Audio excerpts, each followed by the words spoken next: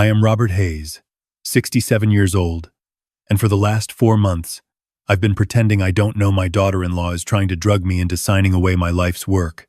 Last Saturday night, I hosted a gala to celebrate my company's 40th anniversary and announce a merger worth $35 million. Just before the champagne toast, Nicole, my son's wife, leaned across the VIP table when she thought no one was looking and slipped something small and white into my glass. She smiled at me afterward, a perfect, practiced smile. I smiled back.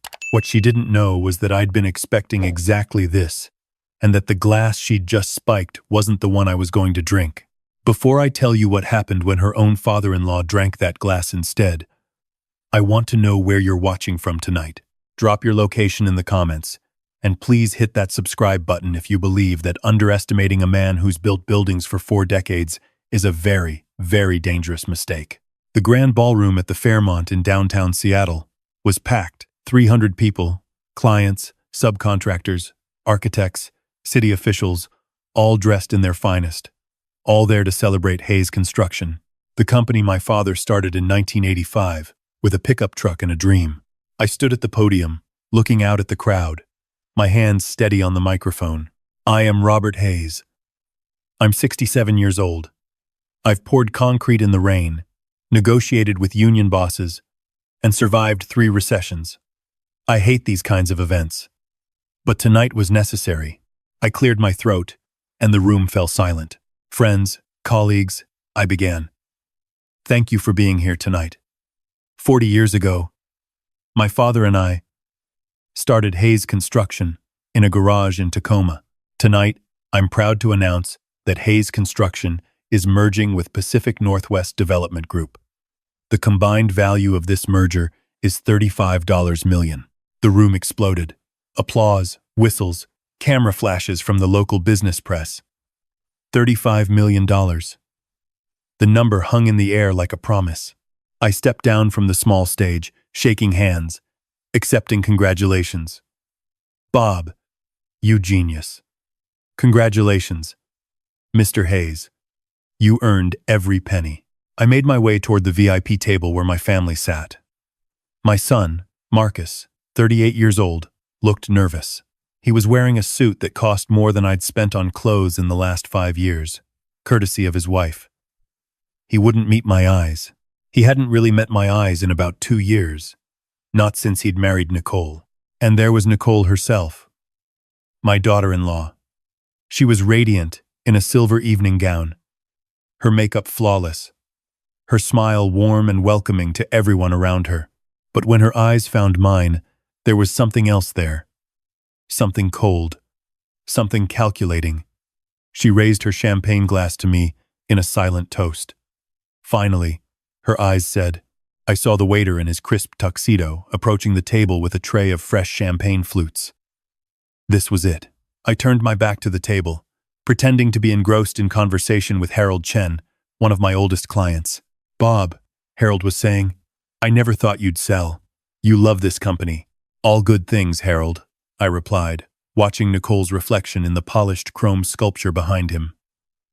Nicole waited, her hand hovering near her small beaded clutch. The waiter turned away. Her hand moved fast.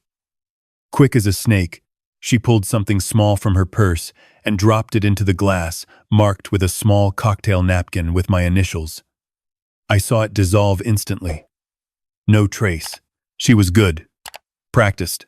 It made me wonder how many times she'd done this before. I didn't feel anger.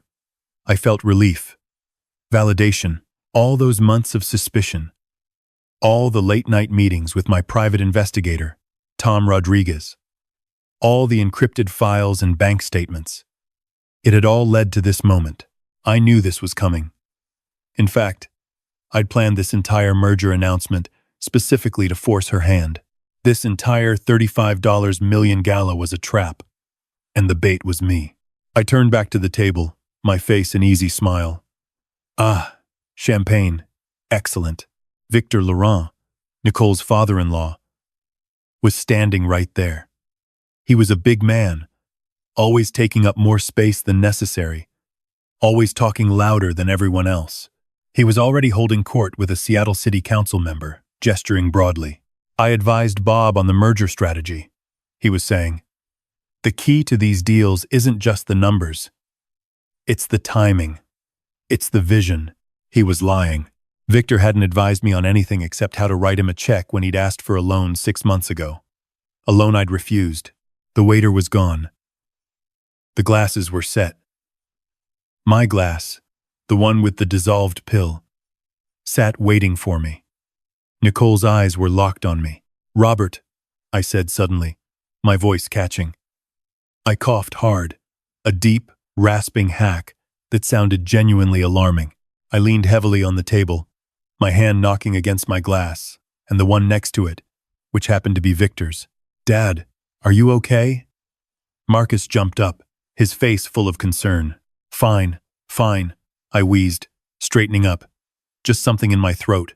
In those 2 seconds of distraction, my hand, the same hand that had laid brick for 40 years, performed the most important construction job of my life. When I stood up straight, the glass in front of me was clean. The drugged glass was now sitting directly in front of Victor Laurent. Just need some water, I said, smiling weakly. Let's get that toast started, shall we? Nicole stood up quickly, her voice bright and eager. Yes, let's toast. She was impatient. She'd been planning this moment for months. She picked up her glass, her eyes boring into mine. Dad, raise your glass. Victor, annoyed that his story had been interrupted, grabbed the glass in front of him without looking. The glass meant for me. I looked at Nicole. I smiled. I raised my glass. To family, I said. To family and to new beginnings. The toast rippled through the room. Victor loved an audience. He grabbed the microphone from one of the event staff. Ladies and gentlemen, his voice boomed through the speakers. If I could have everyone's attention. Bob Hayes is a good man. A smart man. We've had many discussions about the future of his company. I watched Nicole. She wasn't watching her father-in-law. She was watching me. Her smile was tight. Her knuckles were white around her champagne glass. She was waiting for me to drink. But the most important thing, Victor continued, his voice dripping with condescension, is knowing when to step aside. Bob and I both agree it's time for the older generation. No offense, Bob, to let the younger generation, the generation with real hunger and vision, people like my brilliant daughter-in-law Nicole and her husband Marcus, to take the reins. He was basically announcing their takeover of my $35 million. The arrogance was breathtaking. Marcus looked like he wanted to disappear. He knew, on some level, how bad this looked. But he was too weak to stop it. So I want to raise a glass, Victor declared, lifting his champagne high. To the future, to new leadership, to the future. I echoed, locking eyes with Nicole. Victor drank the entire glass in one long swallow. He was a man who never did anything halfway. I raised my glass to my lips and pretended to sip. Nicole's smile collapsed. She stared at me. She saw my glass was still full. Her face went from confusion to fury. She made a small, sharp gesture with her head. Drink it, the gesture said. I ignored her, and I started counting. 1, 2, 3, 4. Victor stopped mid-sentence. He was telling some story about a golf game. That's not a birdie. That's a... He blinked hard. His hand went to his temple. 5. I feel very strange. He looked at his hand as if it didn't belong to him. His words were slurring. 6. The smile on his face melted into confusion. I feel. He stumbled backward, his eyes rolling up. 7. And then he fell. Victor Laurent was a big man, and when he fell, he went down hard. He crashed into a table of champagne flutes, shattering glass across the marble floor. He didn't just faint. His body began to jerk, small spasms running through his limbs. A horrible choking sound came from his throat. The ballroom erupted into chaos. Someone screamed, "Call 911! Give him space! Is he breathing?" But I wasn't watching the crowd rushing toward Victor. I was watching Nicole. She didn't move. She didn't run to help. She didn't scream.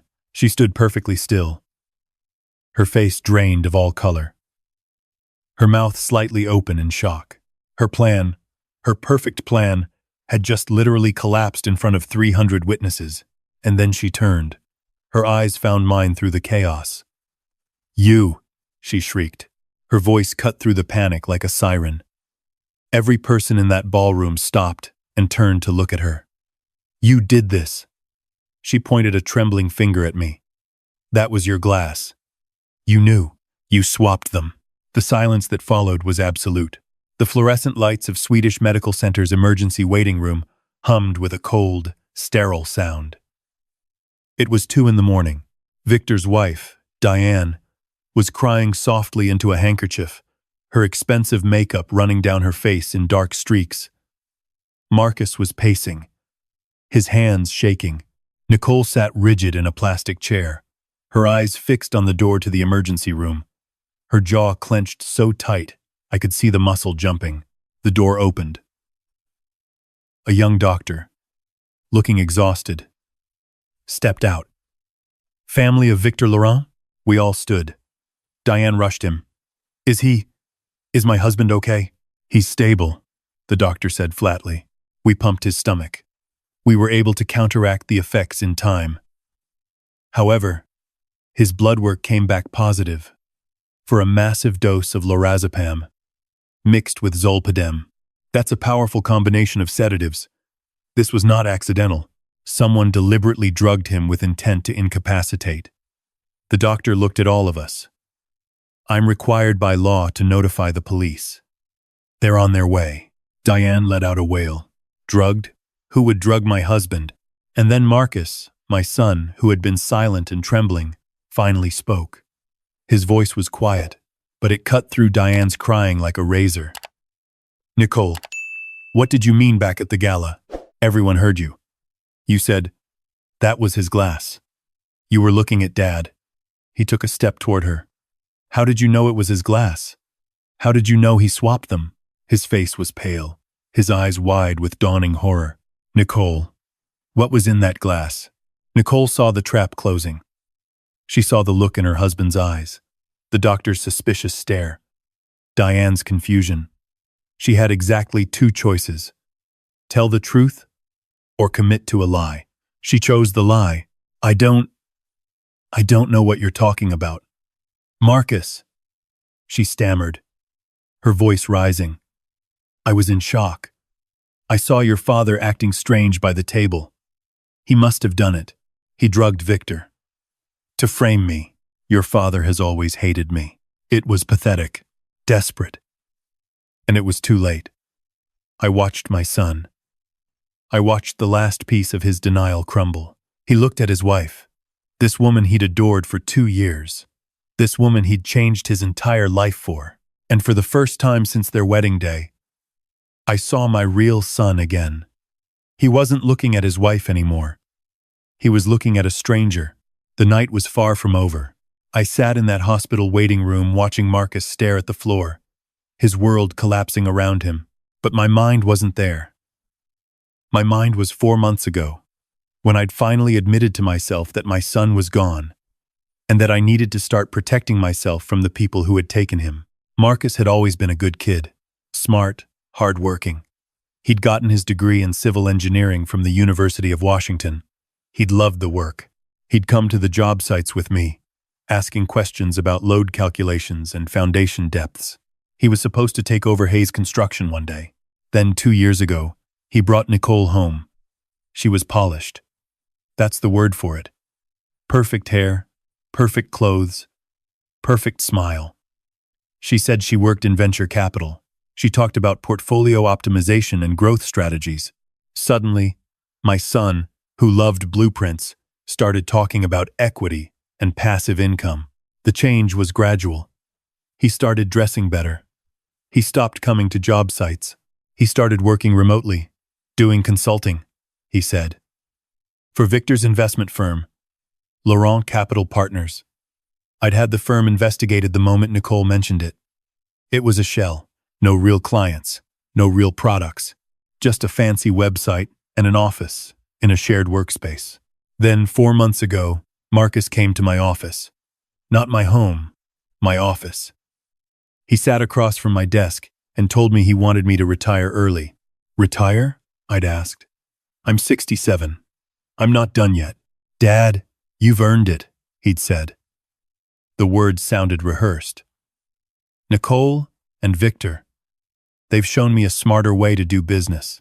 You should be enjoying life, not working yourself into the ground. A week later, the pressure intensified. Dad, Marcus had ambushed me at Sunday dinner with Nicole and Victor present. We have an incredible opportunity. A development project in Bellevue. Luxury condos. We just need a bridge loan to secure the land. $2 million. $2 million? I'd asked. For what? Exactly. It's a sure thing. Victor had jumped in, spreading glossy renderings across my dining room table. We'll pay you back with interest within 6 months. No, I'd said. The answer is no. Victor's mask had slipped for just a moment. Now see here, Bob. My legacy is Hayes Construction, I'd said. Not your paper condos. They'd left angry. The silence that followed lasted 2 weeks. Then Nicole had called me directly. Bob, she'd said, her voice like ice. We're trying to help you, but you're being stubborn. You need to think about your future. About Marcus's future. Sell the company. Take the money. Let the younger generation handle things. That's when I knew. They weren't just greedy. They were desperate. Desperate people don't just ask. They take. So, I'd called Tom Rodriguez, the best private investigator in Seattle, a former FBI agent who specialized in white-collar crime. What do you need, Bob? Tom had asked. Everything, I'd said. I need to know everything about Victor Laurent and his daughter-in-law Nicole. Tom's first report arrived 2 weeks later. It was thin, maybe 15 pages, but every word was devastating. Victor Laurent and Laurent Capital Partners were running a classic investment fraud. They'd been taking money from small investors, promising 20% returns on real estate ventures that didn't exist. They'd been using new investor money to pay off old investors, a Ponzi scheme, but they'd run out of new investors. The well was dry. Victor was $15 million in debt to very angry people. People who'd hired lawyers. People who were preparing lawsuits. And then there was Nicole. She wasn't Victor's daughter-in-law, in the traditional sense. She was married to Victor's son. True. But Tom's digging revealed something else. Nicole's husband, Victor's son Daniel, had died 3 years ago. Car accident. Nicole had collected a $2 million life insurance payout. But here's where it got interesting. The insurance company had flagged the claim. Suspicious circumstances. The accident had happened on a remote mountain road. Daniel's car had gone off a cliff. The insurance investigator's report, which Tom had obtained, noted unusual brake line damage, but Nicole had remarried quickly, to Marcus, and the insurance company had eventually paid out to avoid a lengthy legal battle. Tom's second report, delivered last week, had included one devastating piece of evidence. A recording. Tom had managed to place a listening device in Nicole's car during a service appointment. The recording was Nicole and Victor talking. The merger announcement is Saturday, Nicole's voice had said. That's our window. We dose him at the Gala. Make him groggy, confused. Then we take him home, have him sign the power of attorney documents while he's out of it. By Monday morning, we control Hayes Construction and the $35 million, Victor's voice. And if he doesn't sign, he'll sign, Nicole had said. Or we'll have him declared incompetent. I've already contacted Dr. Morrison. He'll testify that Bob's been showing signs of dementia. We've been documenting it. The forgetfulness, the confusion. My blood had run cold listening to that recording. They weren't trying to steal my money. They were trying to steal my mind, my agency, my entire identity. So when Nicole called me 3 days ago and casually suggested I announce the merger at a gala, I'd agreed immediately. I'd set the trap. I'd baited it with $35 million, and they'd walked right in. Now, sitting in that hospital, watching Marcus's world shatter, I knew it was time for the final act. Marcus was still at the hospital when I left. I didn't tell him where I was going.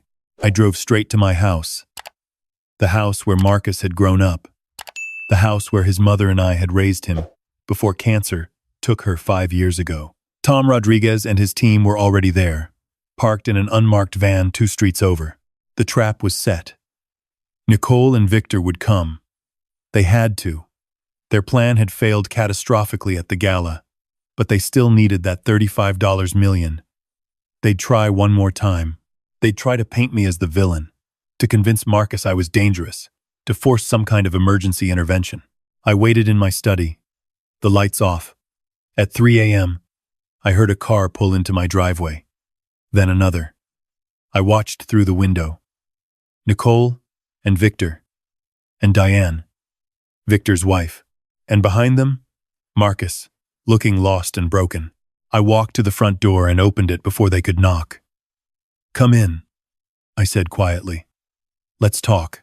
They filed into my living room. Nicole's mask of the devoted wife was gone. Her face was hard, angry. Victor looked shaken from his hospital ordeal but defiant. Diane just looked confused. And Marcus, my son, looked like a ghost. Nicole didn't waste time.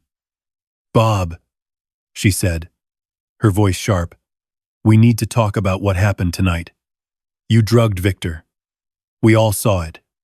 You swapped the glasses." "I did," I said calmly. I sat down in my favorite armchair. Nicole's eyes widened in shock.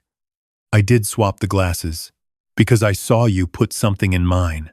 "You're lying," she hissed. "You're a paranoid old man who's losing his grip on reality." "Am I?" I asked. "Then perhaps you can explain this." I pulled out my phone and pressed play. The audio from Tom's recording filled the room. Nicole's voice clear and unmistakable. "We dose him at the Gala, make him groggy, confused. Then we take him home, have him sign the power of attorney documents." The color drained from Nicole's face. Marcus made a small, choked sound. "Where did you get that?" Nicole whispered. "From your car," I said. "Recorded last Tuesday. Would you like to hear more?"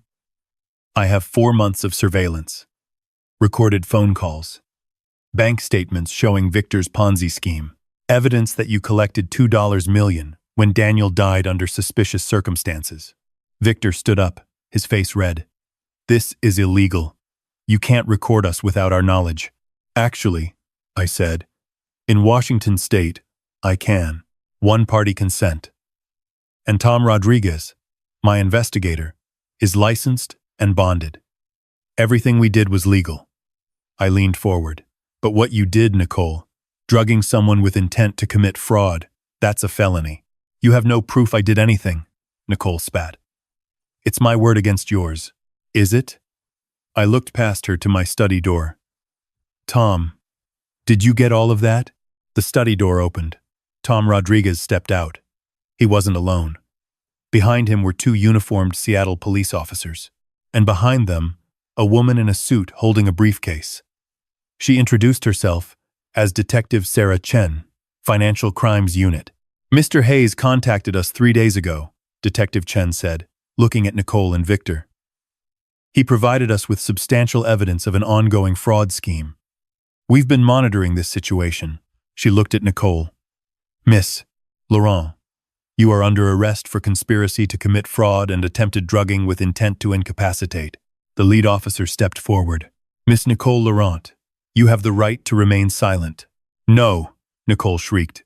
"This is a setup. He trapped us. You can't do this." The officer continued reading her rights. Victor was next. "Mr. Victor Laurent, you are under arrest for operating an unlicensed investment scheme and multiple counts of fraud." Diane collapsed into a chair, sobbing. Marcus just stood there, frozen, watching his wife being handcuffed. But I had one more piece of evidence to show. The one that would break my son's heart completely, but also free him. Detective Chen opened her briefcase and pulled out a tablet. She pressed play. The screen showed Nicole, sitting in a car. The date stamp read 1 week ago. She was on the phone. "No, Dad's not a problem," Nicole's voice said from the tablet. "Marcus does whatever I tell him. He's weak. He's always been weak. The second we get the $35 million, I'm filing for divorce. I can't stand being married to him for one more second. He's pathetic. Marcus made a sound like he'd been punched. His knees buckled, and he sank onto the couch. That sound, that broken, gasping sound, was the sound of every illusion shattering. Nicole's face was white. She stared at Marcus, then at me. You, she whispered. You destroyed everything. No, I said quietly. You destroyed it. I just made sure everyone could see the truth. They led Nicole and Victor out in handcuffs. Diane followed, still sobbing, though whether from grief or fear of her own legal troubles, I couldn't tell. The police said she wasn't being charged yet, but she'd need to come in for questioning, and then it was just me and Marcus. My son sat on that couch in my living room, the same couch where he'd watched cartoons as a kid, and he wept. Not loud, sobbing cries, just silent tears running down his face as he stared at nothing. I sat down next to him. I didn't say anything. What could I say? I'd saved him, but I'd also destroyed his world. We sat there, in silence, for a long time. Finally, he spoke. Dad. His voice was hoarse. I'm sorry. I'm so sorry. I know, son, I said. I know you are. I didn't know, he said. I swear I didn't know about the fraud. About Victor. About what she was planning to do to you. I thought she loved me. I thought they were trying to help you retire. Marcus, I said gently. You didn't know about the crimes, but you knew something was wrong. You felt it, and you chose to ignore it. You chose her over the truth. He nodded, more tears falling.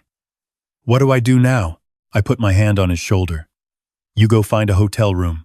You get some sleep. And then you figure out who Marcus Hayes is when no one's telling him who to be. 6 months later, the trials were over. Victor Laurent was sentenced to 12 years in federal prison for investment fraud. The prosecutors had found 7 more victims beyond the ones Tom had uncovered. Nicole's trial was more complex. She was convicted of conspiracy to commit fraud, attempted drugging, and, after a lengthy investigation into Daniel's death, accessory to insurance fraud. The investigation into Daniel's car accident had been reopened. New evidence suggested Nicole had paid a mechanic to tamper with the brake lines. She couldn't be charged with murder because the statute of limitations had passed on some of the evidence issues, but she was convicted of insurance fraud. She was sentenced to 15 years. Diane Laurent, Victor's wife, testified against them both in exchange for immunity. She'd been a victim too, in her own way. The merger with Pacific Northwest Development Group went through, but I didn't retire. I used my share. About $18 million, after everything was settled, to start something new. The Hayes Foundation for Elder Justice. We provide free legal help to seniors being financially abused by family members. We fund private investigators. We fight back. Tom Rodriguez runs the investigative side. I handle operations. We've helped 43 families in 6 months. And Marcus? He didn't come back to Hayes Construction right away. He couldn't. He spent 2 months in a trauma therapist's office, working through what he called the fog, the years he'd spent being someone else's puppet. But last month, he showed up at a job site. He was wearing jeans and work boots, carrying a hard hat. Can I help? He'd asked. I need to remember what it feels like to build something real. I'd handed him a set of blueprints. We're pouring the foundation for a community center, I'd said. Could use an extra set of eyes on the rebar placement. He'd smiled. It was a small smile, tentative, but real. I can do that.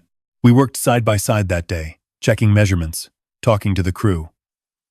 We didn't talk about Nicole, or Victor, or the trial. We just talked about concrete and steel, and the satisfaction of building something that would last. That evening, as the sun set over Puget Sound, Marcus had turned to me. Dad, he'd said, thank you. Thank you for not giving up on me. I'm your father, I'd said. That's not something I know how to do. This morning, I got a call from Tom. We have a new case. A 72-year-old woman in Spokane. Her son-in-law is trying to have her declared incompetent so he can sell her farm. Tom thinks it's another scam. I'll take it, I said. Because here's what I learned through all of this. Money doesn't define your worth. A $35 million merger doesn't make you successful. What makes you successful is protecting the people who can't protect themselves. It's standing up when everyone expects you to sit down. It's being underestimated and using that underestimation as a weapon. Nicole and Victor looked at me and saw an old man, an easy mark, someone whose best days were behind him. They thought they could drug me, manipulate me, steal from me. They were wrong. I look at my company now, at the buildings we're constructing, at the foundation we're pouring, both literal and figurative. I look at my son, who's finally becoming the man I always knew he could be. And I realize that the most dangerous thing you can do is underestimate someone who's spent a lifetime building things that last. Let me know in the comments. Do you think I went too far setting up Nicole and Victor? Or was it the only way to protect my family? And if you've ever dealt with someone who tried to take advantage of a loved one, I'd love to hear your story. Hit that like button and subscribe to hear more stories about standing up for what's right, no matter the cost.